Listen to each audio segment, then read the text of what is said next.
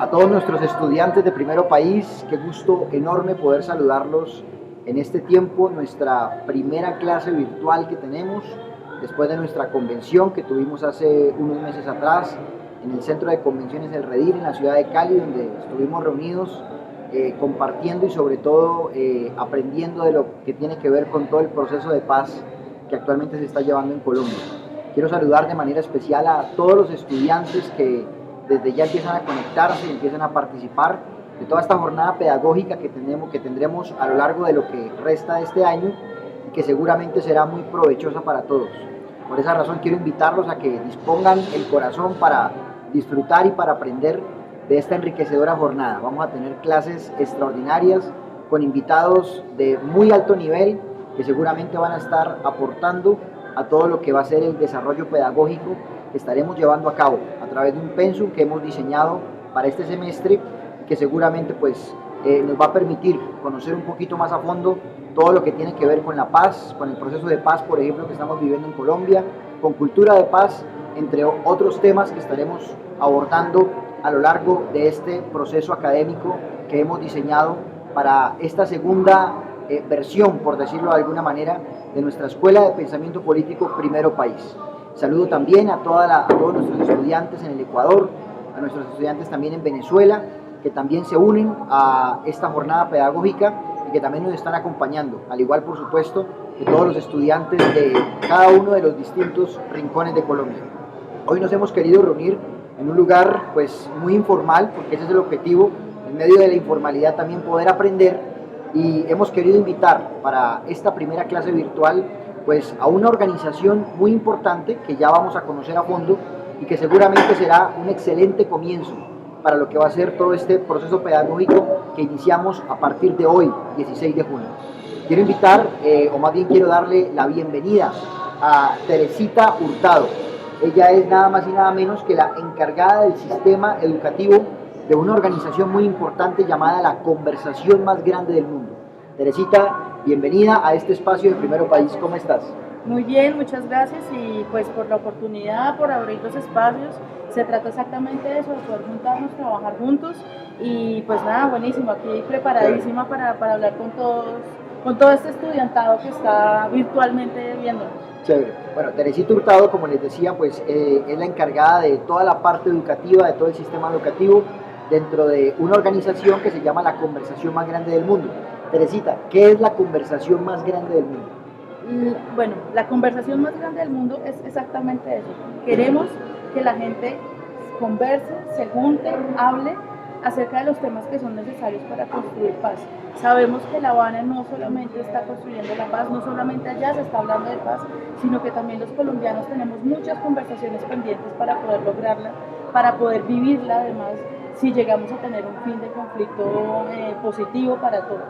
Entonces de eso se trata la conversación, de muchos espacios, no solamente en el sector educativo, sino también con las iglesias, también con los padres de familia, también con los empresarios, con diversos sectores de la ciudadanía, para poder mezclarnos, juntarnos y poder decidir qué vamos a hacer finalmente con nuestro país, para dónde vamos. Muy bien, perfecto. ¿Qué vínculo tiene la conversación más grande del mundo con la presidencia de la República de Colombia? Entonces, básicamente tenemos varias agencias de gobierno que trabajan pro paz, ¿cierto? ¿Qué quiere decir pro paz? Pues que tienen en su misión y su visión tener política de paz. Tenemos la oficina del alto comisionado que se encarga de la transparencia del proceso de paz, que tú sepas qué se está negociando, cuáles son la construcción de la mesa, de qué forma, dónde, qué es lo acordado, cuáles son los borradores, por qué se acordó eso en otra cosa, y ahí tienen todo un sistema de comunicación, sobre todo digital y también físico, en donde le cuentan a la gente qué está pasando, cómo se está negociando y en qué estadio van de esas negociaciones. Esa es la oficina del alto comisionado. El proyecto de pedagogía de paz de presidencia lo que pretende es empezar a mirar cómo están las transformaciones culturales o esos miedos, esas esperanzas que necesitamos que van de la mano con este cambio que nos va a tocar si llegamos a tener un fin de conflicto, ¿cierto? No es gratis para un país o no va a pasar, no puede ser que pase sin que pase nada, un fin de conflicto tan importante y sobre todo de un conflicto tan alargado y degradado como ha sido el colombiano. ¿sí? Entonces, la conversación trata es de oír a los ciudadanos en esa necesidad oiga, tengo muchas preguntas, pero esas preguntas no solamente son de los acuerdos de La Habana, sino qué está pasando con la economía, qué está pasando con la salud, me siento frustrado porque no entiendo que no tengo educación y cómo necesitamos empoderarnos para empezar a hacer unas transformaciones mucho más profundas de las que proponen ya los acuerdos de La Habana. Qué bueno, qué importante que la presidencia de Colombia esté propiciando espacios, ¿cierto?, como estos, tan pedagógicos a través de una organización como la conversación más grande del mundo. Pero adentrándonos un poquito ya en materia, en el tema que nos corresponde el día de hoy, ¿qué avances en cuanto a la paz encontramos que el gobierno está realizando en este momento? Sabemos de un proceso que se está realizando en La Habana, pero ¿cuáles son esos avances ya más en detalle que es importante que nuestros estudiantes conozcan? Pues primero es determinar que la paz es algo muy grande, es algo que se puede tomar 70 años en hacer, ¿sí? Se puede tomar 50 años en hacer.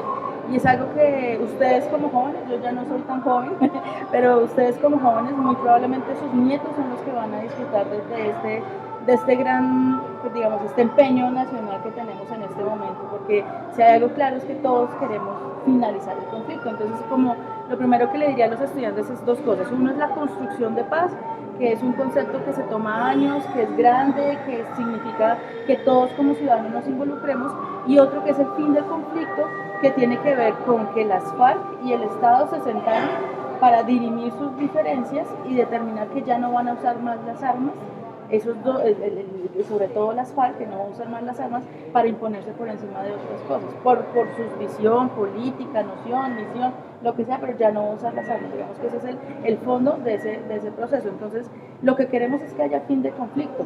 Tal vez no estamos muy de acuerdo en el cómo, ¿sí? Eso puede ser, o sea, no todos estamos muy de acuerdo en que si había que negociar, si no había que negociar, si la negociación está más hacia un lado o hacia el otro. Digamos que eso son cosas que uno, leyendo los acuerdos, puede determinar y puede formarse una opinión, siempre y cuando se lea los acuerdos. Hay diversas opiniones y diversas formas de verlo y de pensarlo, y todas ellas son muy válidas, ¿sí? Pero al final, digamos, se toma la decisión si vale la pena una por otra, las vidas, el conflicto, o sea, hay varias como para que podamos tener como eso claro. Hay una posición que también está dentro, y es que nosotros no tenemos conflicto, ¿sí?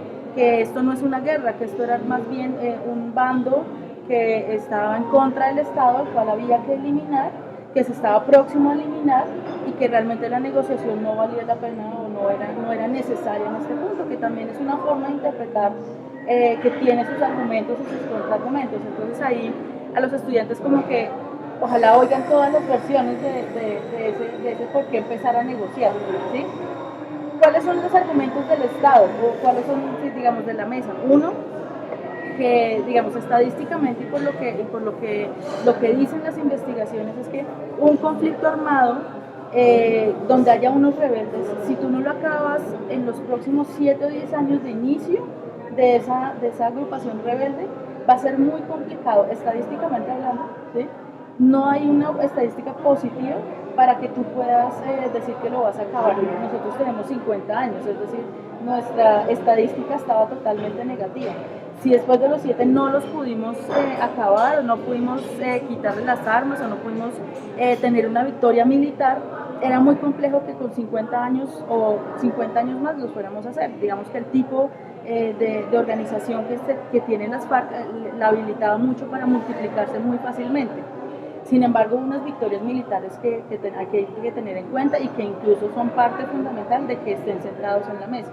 Entonces, lo primero que dice el gobierno es, bueno, ya tenemos un conflicto degradado, ya tenemos 8 millones de víctimas, el conflicto con más víctimas en el mundo. Entonces, ¿vale la pena o no vale la pena entrar en una negociación? ¿Qué significa entrar en esa negociación? Y el gobierno acepta que es necesario negociar, ¿sí?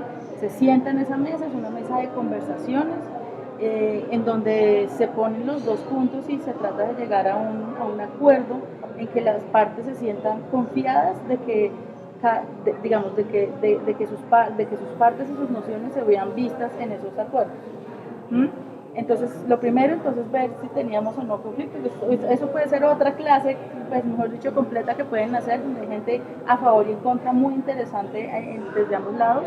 Otro es la forma en que se entra a negociar y desde qué capacidad se negocia, o si teníamos o no capacidad, o si ellos tenían o no capacidad. Y lo otro es determinar y lo otro es empezar a ver, digamos, los puntos. ¿Por qué nacen esos puntos? Esos puntos nacen de unas conversaciones que tienen ambas partes, donde hablan sobre cuál es el nacimiento del conflicto, o sea, qué fue lo que empezó todo esto. Yo a veces hago como una asociación que es un poco fea, pero funciona muy bien, y es, da cuenta que usted se está separando, se está separando, ¿sí? Y necesita decir qué pasó, qué nos pasó en este matrimonio que nos fue realmente mal. O sea, llevamos 50 años de una muy mala convivencia, una convivencia que dejó 8 millones de muertos y muchos huérfanos, y mejor dicho, nuestra familia está totalmente quebrada. Entonces, pero nos vamos a divorciar bien, ¿sí? Vamos a hacer esto bien, pero vamos a preguntarnos por qué nos divorciamos. Y digamos, de ese por qué nos divorciamos, mire, la primero que a mí me dolió mucho era que yo sabía que las tierras estaban ahí y que hubo gente que se las llevó, hubo gente que no las usufructuó, hubo gente que empezó a acumularlas y a mí me desplazaron y a mí y así empieza como a organizarse esta agenda de qué fue lo que pasó y cómo vamos a hacer para que esto no se repita, que es lo más importante, ¿sí? Entonces se arman estos puntos ¿cuáles son? Muy grandes. Incluso uno puede decir, son los problemas que ha tenido Colombia desde hace mucho tiempo. Uno, el tema de la tierra, ¿sí? Que es el primer punto. El segundo punto, que es el tema de la solución al problema de las drogas, y además que están unidos, ¿cierto? Las drogas y el tema de la tierra están muy vinculados. En ciertos lados, en otros pues no, otras cosas tienen otras dinámicas. Después tenemos el punto de víctimas, ¿cierto? Que es cómo vamos a restituir a las víctimas, qué vamos a hacer, cómo vamos a ver la verdad, la reparación, la no repetición, ¿cierto? Después tenemos cómo vamos a terminar esto, o sea, cómo finalmente cada uno va a tener su participación política para que cada uno tenga su espacio, porque era parte vital de la participación política. El fin del conflicto, ¿sí? Y cómo vamos a cumplir que lo que dijimos se va a hacer, ¿sí? Entonces eso es todo un panorama importante de que vamos a trabajar. Entonces ahí uno lo que se da cuenta cuando ve los acuerdos en un panorama general es que son los problemas grandes de Colombia: el uso de la tierra, el problema del narcotráfico, la posibilidad de participación política, ¿sí? Y ya el fin del conflicto, y es que no vuelva a haber las armas que estén por ahí, para que la gente diga, sabe que si usted no piensa como yo pienso, está la presión de perder la vida. Eso es como a grandes rasgos. Grandes rasgos. Bueno, indudablemente existe una serie de implicaciones una vez se firme la paz, ¿cierto? Implicaciones no solamente a nivel político, pero sí también a nivel social, ¿cierto? A nivel económico, que de pronto han contemplado frente a esas implicaciones, ¿no? Económicamente seguramente van a haber unas repercusiones una vez se firme la paz.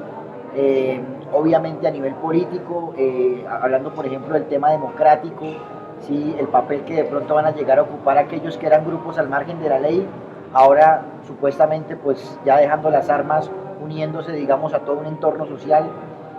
Hablemos un poquito de esas implicaciones. Pues la primera implicación que tenemos es la confianza, ¿sí? Y ahí hay un problema gigante, porque Colombia tiene un gran problema de confianza en el Estado. O sea, no confía en el Estado, no confía en la guerrilla, ¿sí?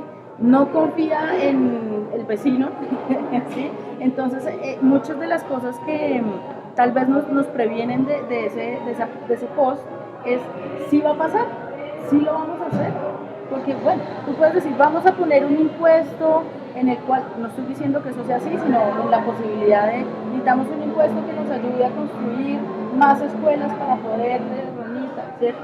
Y usted diga, oye, mi impuesto sí se va a ir para eso, porque es que aquí roban, aquí, ¿sí? Digamos que hay mucha desconfianza que parte de tener un conflicto tan prolongado. O sea, cuando los conflictos son tan prolongados, la gente se resguarda en lo privado, ¿sí? Y arman núcleos de sostenimiento muy, muy, muy cerrados, ¿sí? Porque salir a lo público es perder la vida, ¿sí? Hay una alta posibilidad de perder la vida. Entonces, en ese trabajo hay una parte económica que se supone debe sostenerse con la base en que si terminamos el conflicto vamos a poder subir otro tipo de rubros que no hemos podido explotar de la mejor forma, ¿sí? Entonces ahí está, pero entonces cuando uno empieza en este tema, haces esta cara que es como, eso es pura promesa, hermano, ¿sí?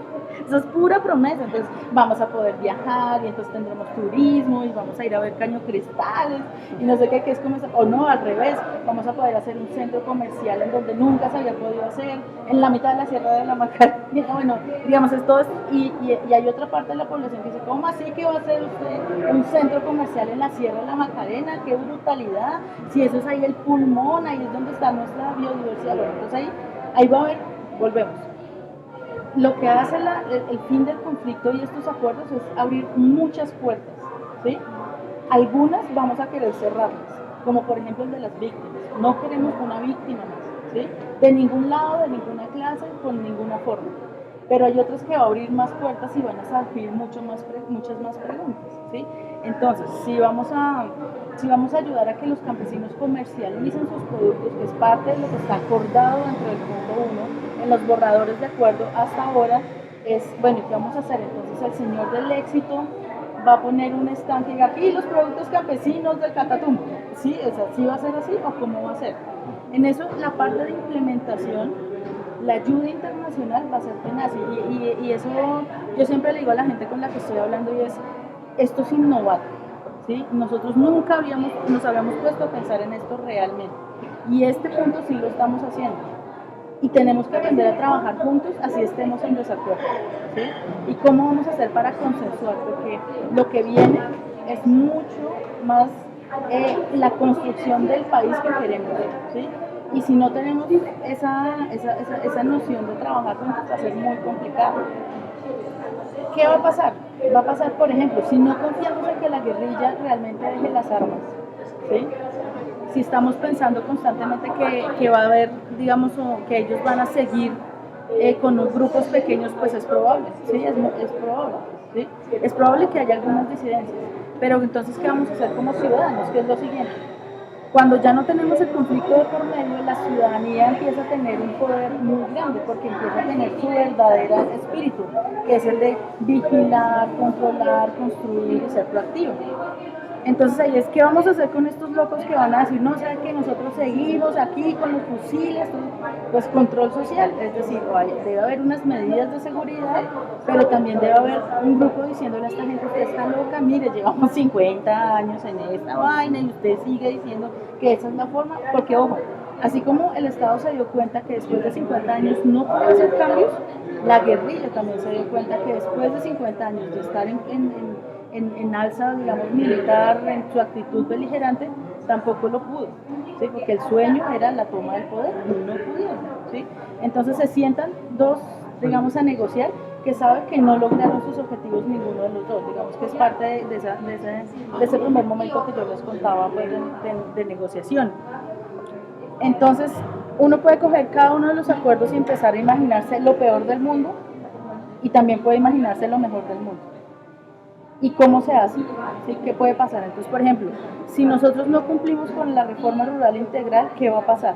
¿Sí? Entonces va a haber unos campesinos mucho más empobrecidos de lo que están ahora, van a empezar a llegar a las ciudades, o sea, cosas que ya sabemos, eso ya ha pasado en Colombia, ¿sí? ¿Qué hacemos si la podemos hacer bien? Si hacemos una reforma rural integral, es posible que haya mayor emprendimiento, tal, pero ¿de quién depende? ¿Sí? No depende solamente del Estado. Y por eso es que la conversación tiene que ser amplia. Depende de por ejemplo, de toda la gente técnica agrícola que pueda volver al campo y que no se quede en las ciudades haciendo algo que no, digamos, que su vocación debería estar en el campo. Que podamos tecnificar mejor el campo, entonces que haya ciencia y tecnología, ¿cierto?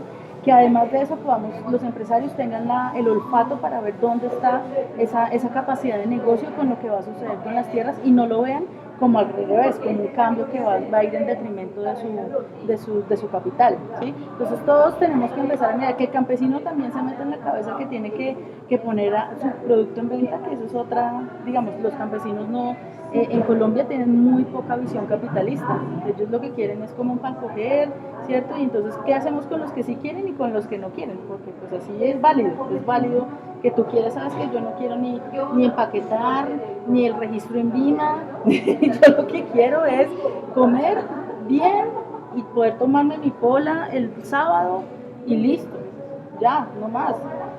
Y jugar mi partido de fútbol, verlo por televisión, no quiero nada más. Pero habrá otro campesino que diga, uy, sí, yo quiero tener mi marca y que se llame Arepas Don Juan y que esas lleguen a Estados Unidos y digamos que se metan el tema de la cadena. ¿Quién los va a ayudar? ¿Sí? ¿Quién los va a asesorar? ¿Quién les va a decir, oiga, señor Don Juan, pero venga, es que si su arepa, si usted no la hace en ciertas condiciones, pues va a ser peor, tal, bueno, digamos, hay todo. Y por cada uno de los puntos hay este tipo de conversaciones, ¿sí? El punto del fin de las drogas o la solución al problema de las drogas establece un cambio de chip muy importante y es el consumidor como un problema de salud pública, por ejemplo. Y eso para muchos es un cambio gigante. Y es pasar de decir que el consumidor es un delincuente a pasar a decir, no, sabes que tú tienes es un problema y necesitamos ayudarte en tu problema de consumo, porque tú estás habilitando una cadena que es perversa, ¿sí?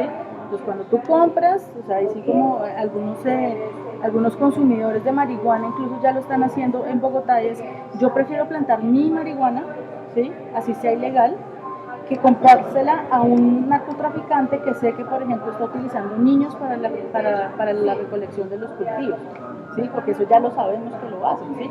O porque hay una cadena en donde a los campesinos se desplazaron para poder cultivar ese tipo de la marihuana o la cocaína, bueno, ahí hay un mundo. Y eso pretende, la solución al problema de las drogas, pretende ver eso como una complejidad, porque tú tienes al campesino que lo obligaron, pero también tienes al campesino que lo hizo porque se le sale más rentable, ¿sí? Porque es que si él hace plátano, por un bulto de plátano le pagan 2.000 pesos y por un bulto de coca le pueden pagar fácilmente 30.000, ¿sí? Y pues él tiene que alimentar a sus hijos, pagar, entonces pues ¿qué va a elegir? ¿Cierto? Entonces, ¿cómo hacemos para que se vuelva más interesante el plátano que la coca? ¿Sí? Y bueno, ¿y quién va a poner la solución? Volvemos. Pues sí, están las agencias del Estado que se suponen, pero ¿y los estudiantes, y los ingenieros, y los investigadores en qué punto van a involucrarse? Y ahí viene lo que decía la construcción de paz. La construcción de paz, hagan de cuenta que es una gran máquina que tenemos todos que empezar a pedalear, cada uno de nosotros, para poder llegar a un buen fin y poder empezar a preocuparnos de otras cosas, como por ejemplo, que todo el mundo tenga luz, ¿sí? Por ejemplo, que todo el mundo tenga agua. ¿Qué está pasando con los acueductos que se han robado durante tanto tiempo? Que a veces ni siquiera se podía ir a hacer vigilancia porque era un territorio vedado, con problemas, minas antipersonales, entonces no se podía hacer el acueducto porque está todo el río alrededor, está lleno de minas antipersonales. Entonces toca desminar, tal, bueno, ahí esos son los panoramas que se van construyendo. Ahora, hay una implicación muy importante, que seguramente es la pregunta de muchos colombianos, y es la participación de los grupos al margen de la ley en todo lo que tiene que ver con los estamentos políticos. Sí. ¿Sí? ¿Cuál es la posición que tiene, bueno, la organización que tú representas y particularmente la Presidencia de la República frente a este tema, que indudablemente pues genera cierta resistencia de la sociedad por obvias razones? Sí, pues mira, ahí el tema no es una cuestión de posición, sino es lo que está acordado, ¿sí? Entonces, en el punto cuando ustedes, eso sí, digamos ahorita, y para que quede para toda la gente en el curso, los lugares donde está la información de primera mano, que es los acuerdos para que se los puedan leer y todo eso. En el acuerdo lo que dice es que es necesaria la participación política de esos desmovilizados, ¿cierto? O sea, que ya entregadas las armas puedan participar en política. ¿Qué hay en el fondo de eso? Lo que yo te decía, la falta de confianza es gigante, ¿sí? Y digamos que el odio que tenemos hacia un victimario como fue el asfalto, ¿cierto? Hace que prevenga que uno pueda decir, ¿cómo puedo yo ver a esta persona representando a un grupo? Pero es que ellos representan a un grupo, ¿sí? Y ellos representan a un tipo de pensamiento, ¿sí? Y lo que se acordó es que ese pensamiento no se va a negar ni se va a acabar, sino que va a salir a la palestra pública desde lo democrático y va a empezar a francalir con todos los demás partidos o con todas las demás visiones. Porque si tú ves, son visiones de país, entonces hay una visión de país que considera que tenemos que ser capitalistas, neoliberales, entonces hay otra visión de país que es mucho más socialdemócrata y entonces pretenden tal. Ahora, ellos necesitamos saber cuál es su visión de país, porque no la sabemos, o sea, realmente que ellos, porque durante todo el tiempo ellos han sido militares y lo que han hecho son partes militares y lo que, digamos, la información que hemos podido ver desde ellos es una información de guerra, pero no hemos visto la información de paz, ¿sí? Y ahí entonces vuelve, el ciudadano cobra vital importancia. Si el ciudadano no empieza a tener unas prácticas como la lectura de los proyectos de sus alcaldes, ¿sí? O de sus presidentes, o de sus líderes comunitarios, o sus madres comunitarias, o de la Junta de Acción Comunal, si no empieza a darse cuenta de eso, pues va a empezar a abrir unos espacios en donde va a pasar lo mismo que está pasando ahorita, y es gente que consideramos no nos representa, está en ciertos espacios de representatividad y toma decisiones con las cuales no estamos de acuerdo, ¿sí? Ahora, el tema es representatividad, ¿sí? Hay un gran sector de la población que puede estar en desacuerdo con esa visión de país que pueda llegar a tener las FARC, y para eso están las urnas y para eso están las juntas de ciudadanos, o sea, en franca lid. Ahora, lo que sí tenemos que aprender nosotros es convivir con la diferencia, ¿sí?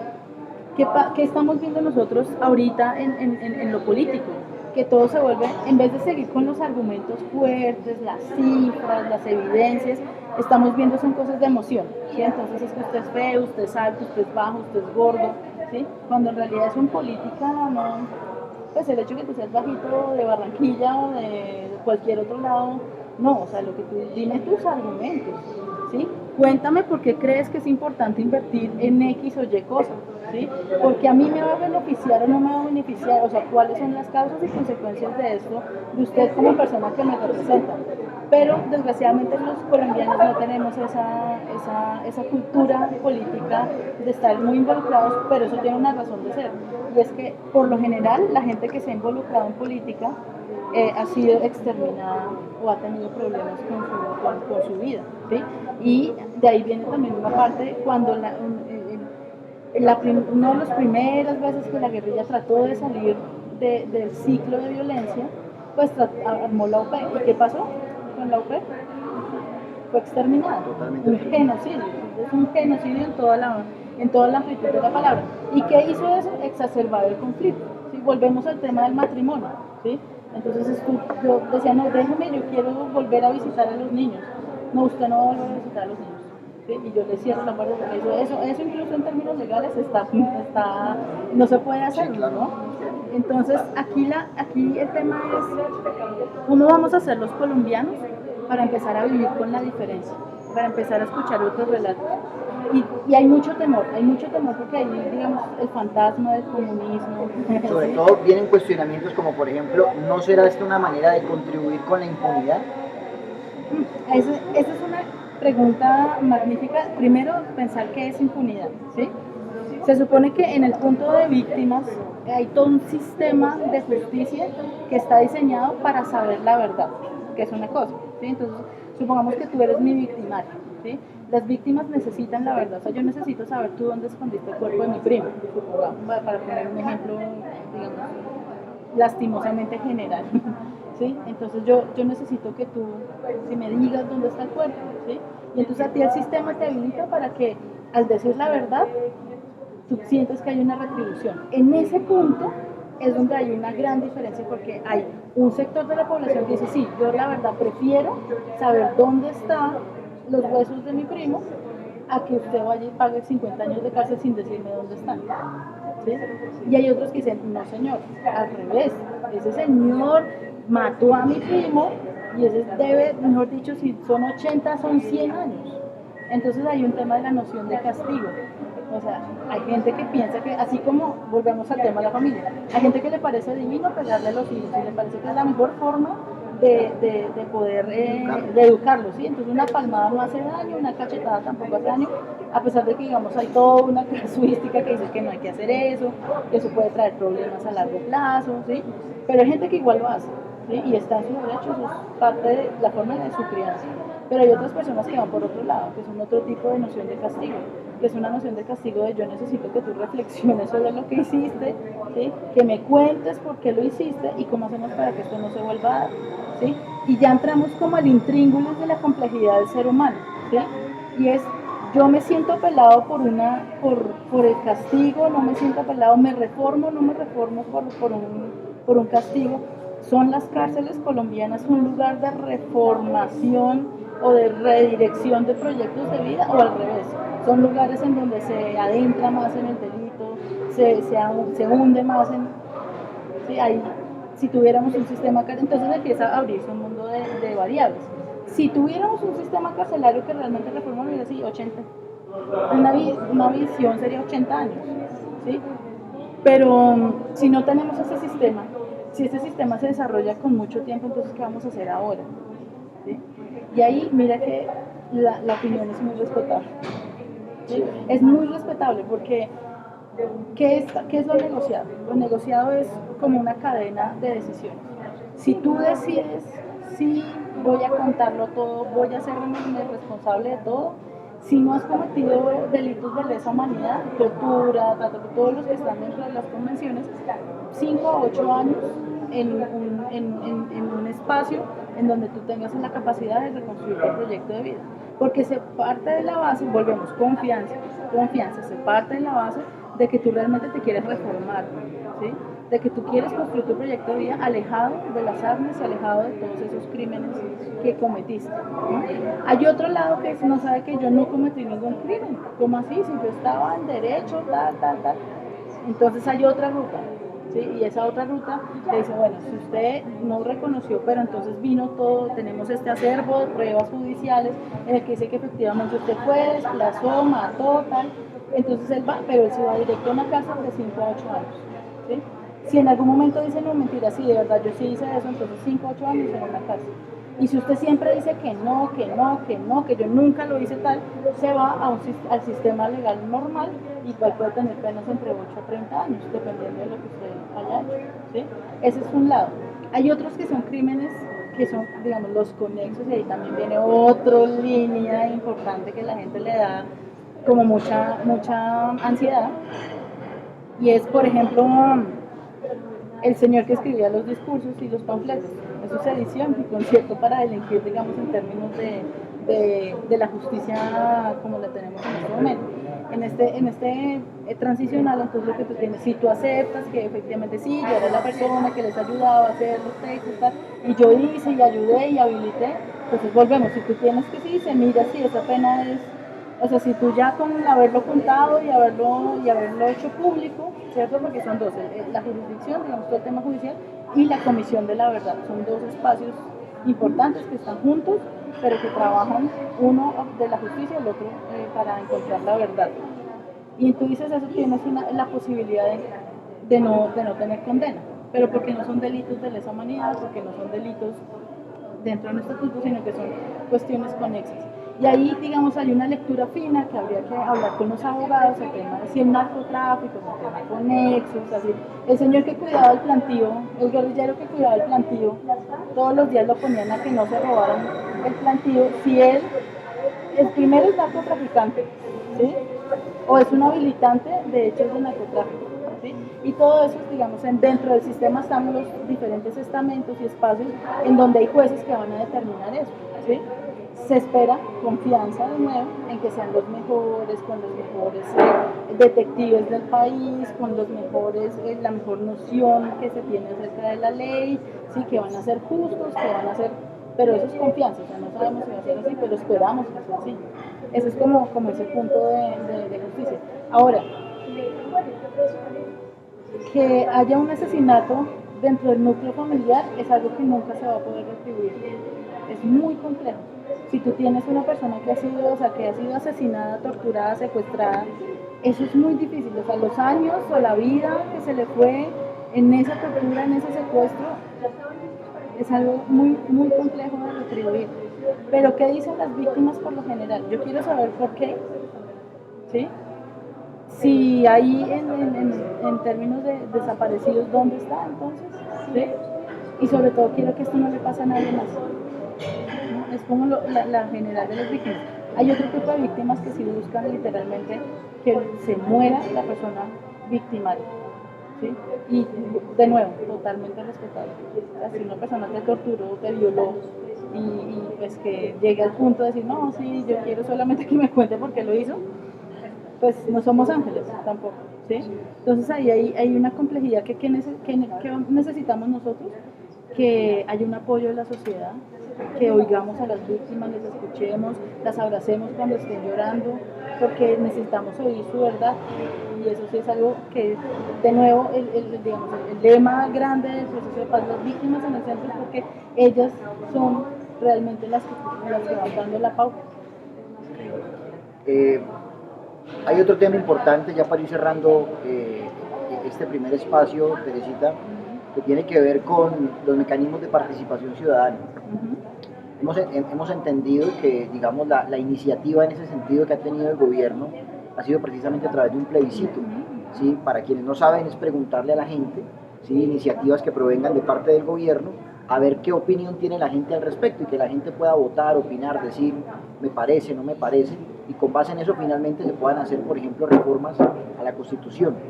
La pregunta es, ¿ese es el mecanismo, ¿sí? ideal? O pensamos en otros como la Asamblea Constituyente, etcétera, ¿sí? Para poder pensar en una reforma constitucional que necesariamente habrá que hacerla después de todo lo que va a implicar el proceso de paz. De nuevo, ahí hay dos posibles respuestas. Si tú eres una persona desconfiada del proceso de paz, pues muy probablemente el plebiscito no va a ser para ti un mecanismo positivo y efectivo. ¿Sí? Si tú tienes una desconfianza en todo, en todo, digamos, tanto en el proceso como en los actores de ese proceso, pues tú vas a decir, no, o sea, me van a meter, en algún momento va a haber algo en la letra chiquita que yo no me pillé, pues, ¿sí? Y que como todo se dice que sí o no, o sea, no hay un intermedio, entonces pues algo va a pasar, digamos, si tenés esa desconfianza, eso va a pasar y va a quedar una frustración, ¿sí? Es muy probable que quede una frustración, si se llega a ese punto, porque recordemos, no estamos en ese punto todavía. O sea, todavía no sabemos bien, la Corte Constitucional no ha dicho si sí o si no, si sí se puede, si no se puede, si vamos a más entrar a ese gasto, porque es un gasto también importante. Los que confían en el proceso, los que saben que, digamos, todo está bien allá adentro, que no hay ningún tipo digamos, de mal interpretación de lo que se está dando ahí, pues va a pensar que el plebiscito es más bien como reafirmar que estamos bien, que yo quiero la paz, y entonces digamos, sí, por mí no hay problema. Pero ahí hay una serie de líneas que se desvían. Si yo digo que no, estoy diciendo que soy una persona violenta, digamos que es una posible, no, tampoco, digamos que ahí estamos en una zona gris muy compleja también para aquellos que no tienen confianza en el proceso. Entonces hay dos posibilidades para aquel grupo que no está confiado en el proceso. Uno es seguir movilizándose, ¿cierto? Seguir diciendo, oiga, nosotros necesitamos saber bien, porque hay que decir la verdad. La gente no ha tenido un conocimiento profundo del proceso, ¿sí? Es una falla que hay que admitirlo y que incluso lo admite la oficina del alto comisionado, a pesar de que la información está digital, pues no todo el mundo tiene acceso a lo digital, no todo el mundo se va a leer el mamotreto que es más o menos así, de 200 páginas que son los borradores de los acuerdos, no todo el mundo sabe dónde está la información, ¿cierto? Entonces digamos que ahí puede ser un nacimiento o un brote de desconfianza muy grande, ¿cierto? Entonces lo primero que hay que hacer es leerlo, buscar la información, tratar estos espacios que ustedes están haciendo realmente son espacios muy importantes para que la gente pueda tener diferentes versiones además de ello. Entonces por un lado, y por lo otro movilizarse, si no está de acuerdo pues empezar, volvemos. Lo bonito del fin del conflicto es que podamos empezar a decir, oye, ¿sabe que yo no estoy de acuerdo? ¿Sí? Eso es lo más bonito del fin del conflicto, además de dejar de tener muertos, ¿sí? Directos, oiga, es que yo no entiendo por qué estamos diciendo que vamos a hacer una reforma rural integral, no la entiendo, ¿por qué no hay alguien que me responda eso? ¿Sí? Y eso es totalmente válido. Y por otra parte es, si llegamos a este punto, porque entonces volvemos, ¿cómo hacemos para trabajar juntos? Entonces, usted, señor desconfiado, ¿sí? O que, además porque tiene unas razones para ser desconfiado, no es que no haya, ¿no? Por favor, pero uno como desconfiado, entonces, ¿cómo vamos a hacer para trabajar juntos? ¿Cuál va a ser el punto medio? ¿Sí? en el que podamos estar todos juntos, ¿sí? Sabiendo que hay un proceso de 4 años, que además hay un otro, porque eso todo es consensuado, o sea, no solamente es la ciudadanía, sino es, bueno, y si los guerrilleros, por ejemplo, si se llega a votar que no, ¿sí? ¿Qué va a pasar? Nadie, ni la oposición, ni el gobierno, ni las guerrilleras se han querido comprometer con un qué pasa si no, ¿sí? Entonces, ¿qué vamos a volver otra vez a ofensivas militares? Sí, eso es lo que va a pasar. O vamos a sentarnos otros 4 años más a seguir ajustando los acuerdos hasta que haya un nuevo plebiscito y entonces ahí sí, o una referendación o un cabildo abierto, todas las formas de representación. Eso es algo que hay que pensárselo. Pero por otro lado, el ciudadano debe quedar tranquilo también, ¿sí? Entonces es como dos pesas muy grandes para poder determinar, porque tampoco podemos tomar decisiones apresuradas, ¿sí? Que es parte de digamos, de donde pueden hacer también otra desconfianza. Es como que esto ha sido como que que me contaran mucho y entonces ahora todo dice que sí, tengo que decir que sí. Entonces ahí hay un proceso gigante en donde nosotros como ciudadanos tenemos primero que empezarnos a poner las pilas a leer, ¿sí? Vernos en dónde nos vemos representados y unirnos a ese grupo y empezar a trabajar con ellos, ¿sí? Eso digamos que sería lo mejor que yo podría sugerirle a los estudiantes en este instante. Documentense, busquen el grupo que les parece los representa y trabajen con ese grupo, ¿sí? Y siempre que ese grupo tenga lo que queremos en una buena democracia, que sean argumentos positivos, ¿sí? Basado en hechos, ¿sí?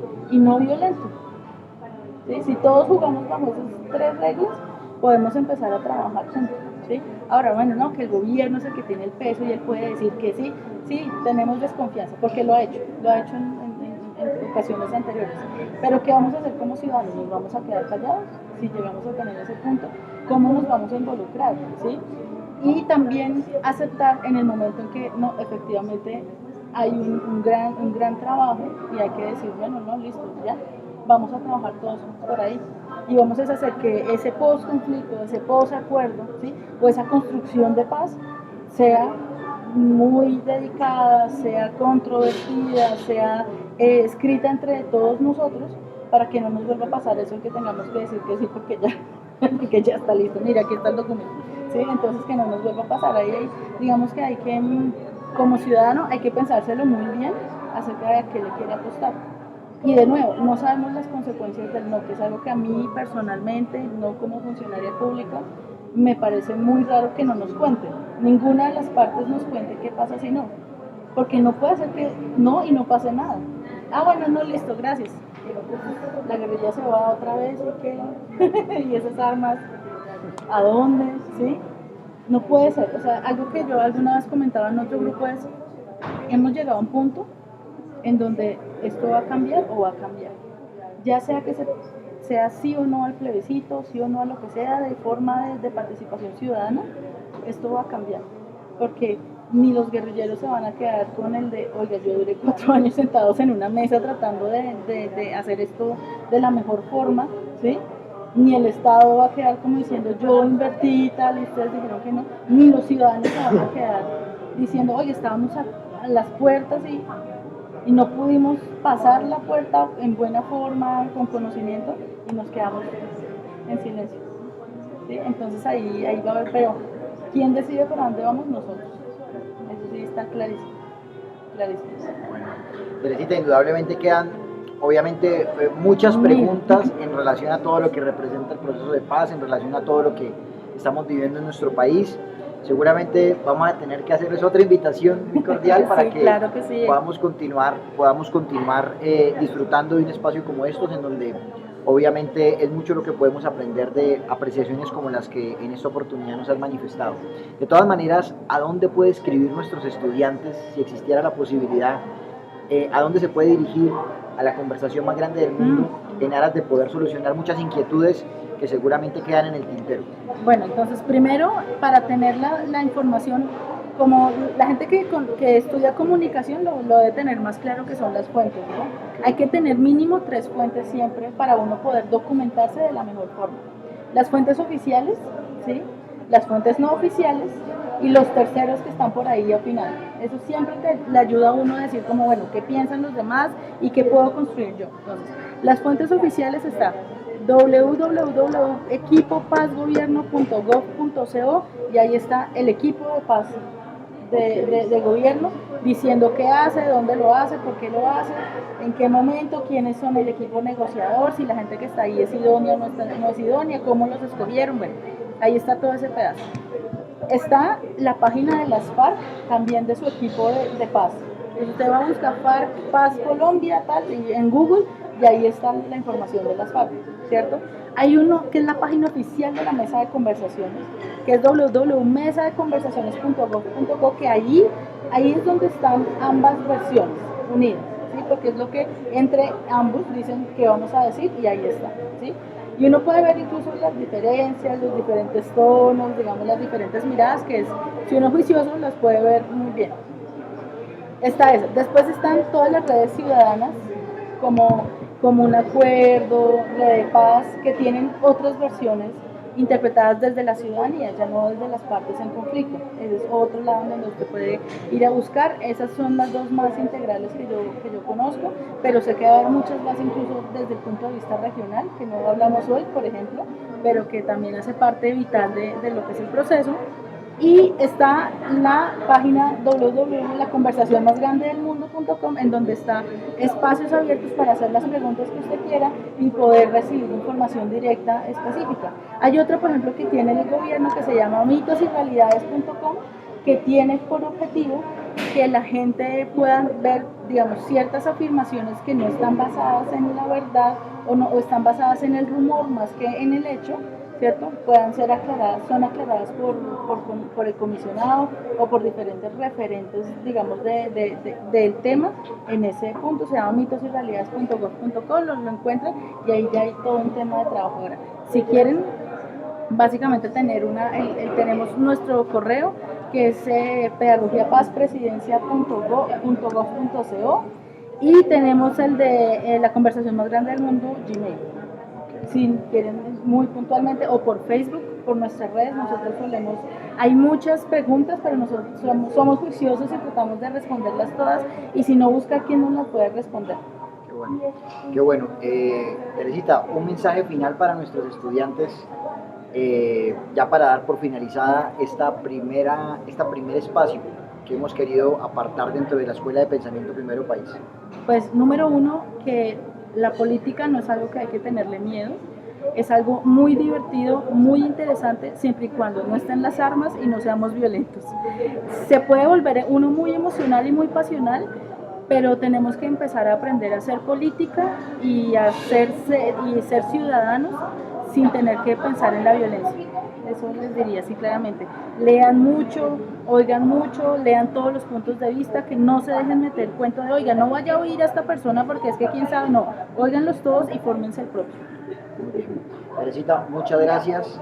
Teresita Hurtado, pues ella encargada de todo el sistema educativo de esta organización que hoy pues estamos conociendo, la conversación más grande del mundo, una iniciativa pedagógica del Gobierno Nacional de Colombia, y que pues ha querido apartar este espacio para acompañarnos en esta primera clase virtual de nuestra Escuela de Pensamiento Político Primero País.